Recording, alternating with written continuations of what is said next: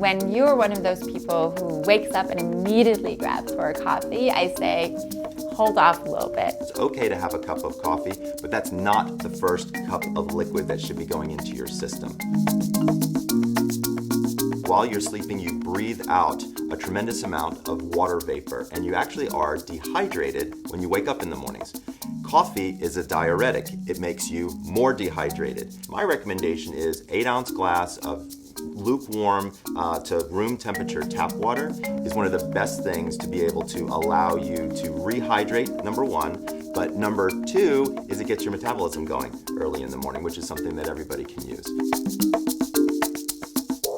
When you wake up, the front part of your brain, your prefrontal cortex, is not quite awake yet. And that process, that kind of groggy first 30 minutes where you're not quite there, you might feel even a bit sleep drunk, that's what we call sleep inertia.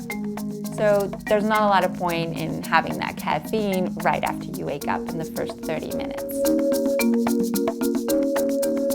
In order to wake up, your body processes something called cortisol.